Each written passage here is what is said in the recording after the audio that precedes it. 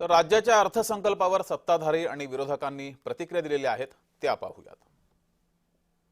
कोकणाच्या विकासाला खऱ्या अर्थाने त्यांनी चालना दिलेली आहे आणि म्हणून मत्स्य व्यवसाय मंत्री म्हणून, बंदरे मंत्री म्हणून आणि सिंधुदुर्गाचा पालकमंत्री म्हणून मी आदरणीय मुख्यमंत्री साहेबांचं, दोन्ही उपमुख्यमंत्र्यांचं आणि मंत्रिमंडळाचं मनापासून आभार मानेन की जे क्रांतिकारी निर्णय आज त्यांनी घेतलेले आहेत त्याच्यामुळे राज्याच्या नागरिकांच्या दरडोई उत्पन्नामध्ये निश्चित पद्धतीने वाढ होईल।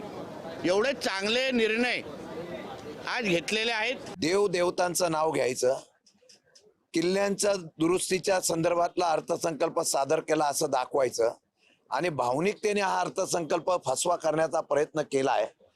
देवांची मंदिरं, किल्ले याचा आमचा विरोध नाही, परंतु या नावाखाली सर्वसामान्य छत्रपती शिवाजी महाराजांनी, देवाने या ठिकाणी शेतकऱ्यांचा, बळीराजांचा, सर्वसामान्य जनतेला न्याय द्यावा अशा प्रकारचा राज्याचा असलेला हा दूरदृष्टीपणा या अर्थसंकल्पामध्ये दिसलेला नाही। ज्या कर्जमाफीची घोषणा व्हावी अशी त्यांच्याकडून वारंवार मागणी होत होती, ती त्या कर्जमाफीची घोषणा झालेली आहे।